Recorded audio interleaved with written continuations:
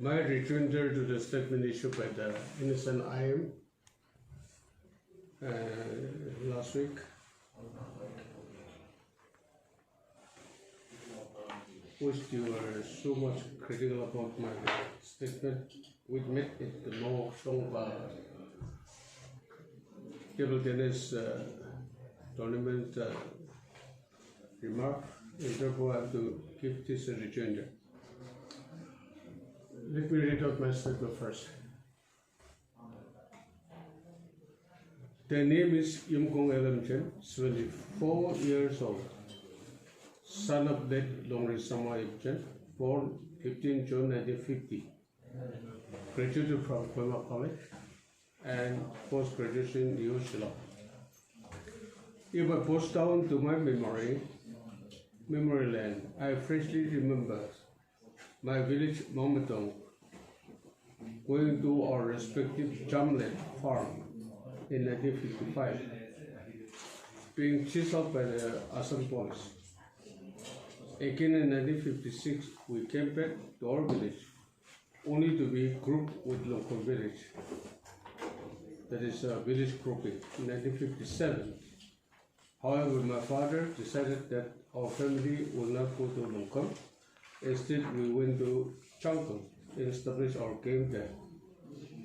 When our camp was attacked by the Indian Army, we were saved by the mighty hand of God. After that, in 1958, my father and my elder brother stayed back in the jungle, and my mother took us to Longkong village. Even though we were there, we were kept in a separate concentration camp within Longkong village. Only in later part of 1958, we were sent back to the Mamadou village. During 1957 and 58, my village, Mamadou, was turned into a hot battle zone between the Indian Naga Army and the Indian Army. Such incidents are still afresh in my mind till today, and it shall always be linger in my mind till I go down to the grave. My father was always exhibited the counterfoil of 1951 NNC plebiscite, being the village volunteer, and later on he was appointed as the treasurer of Ombong Range Volunteers, and a staunch supporter of Izat Bizo and Imkong leadership of NNC, and never compromised for the flame of Naga nationalism for its independence, even though he is no more today. In 1951, the plebiscite was started from my village, Mamatong, within our country.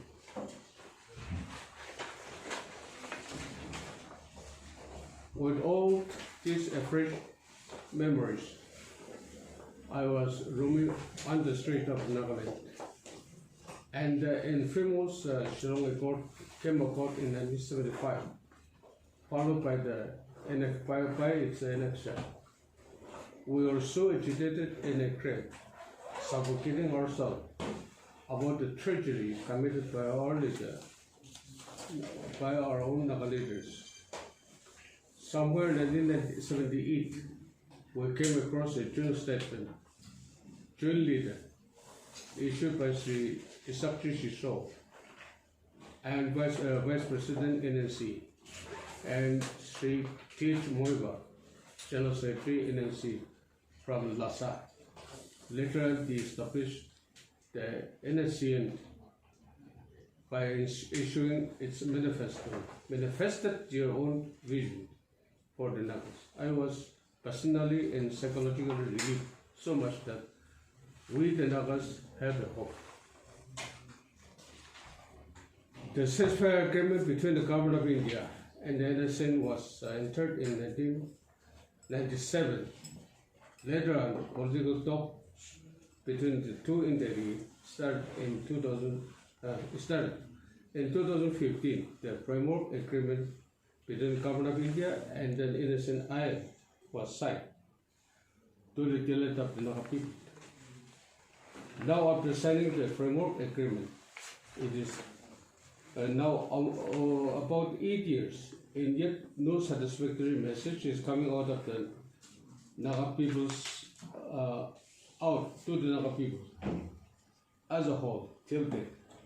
The people of Nagaland are demanding that the Naga political issue should come to a reasonable conclusion.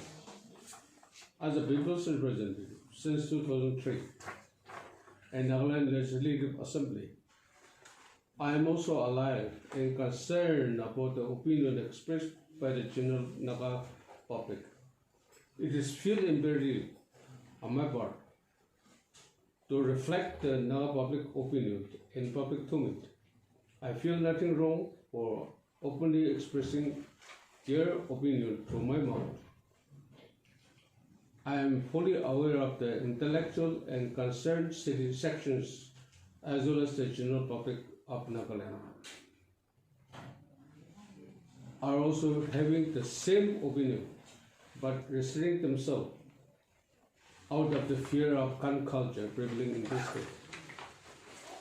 Yes, I do admit that I have shifted political parties from MPF to NDDP to BJP, owing to the demand of my people.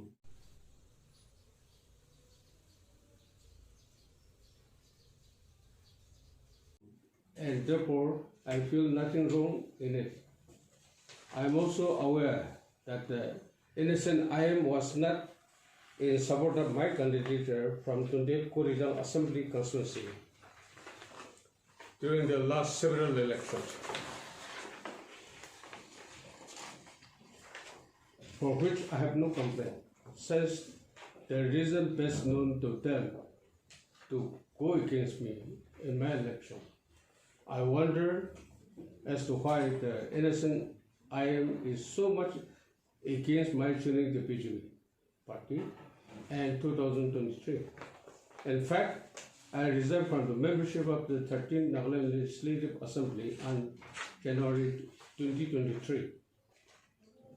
Let the NSCN-IM go against the BJP, which will not affect my mind to review my decision of joining BJP. As a matter of fact, it is the BJP party who has taken the bold decision to sign the framework agreement under the leadership of Sri Narendra Modi ji, the Prime Minister of India, and Sri Rajnath Singh ji as the Home Minister, and Sri Aryan Ravi as the Governor of Nagaland, as an interlocutor of the Government of India. I have stated that NSCN-IM on numerous occasions expressed their complaint in public domain about the attitude towards the Government of India.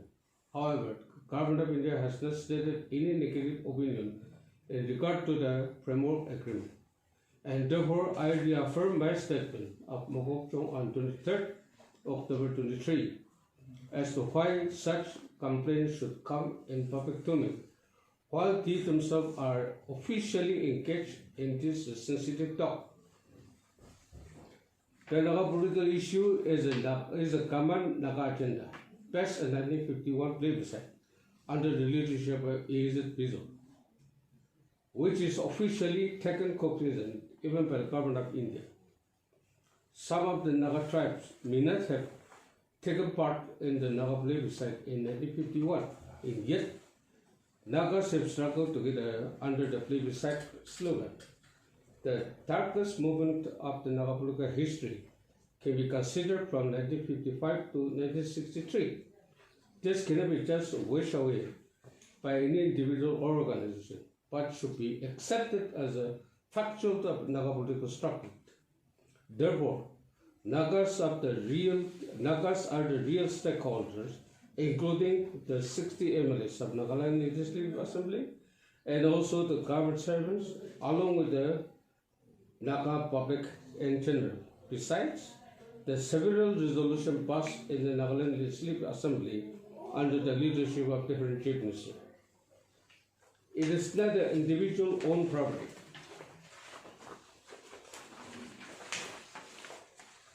But of the Nagas. The sacrifices of Naga people are still afresh in the mind of the Naga people. I have come across the darkest period from 1955 to 63 and beyond till date. I feel nothing wrong expressing my opinion about Naga political issue as expressed by many of my colleagues, ministers, legislators, etc., in different capacities on different occasions.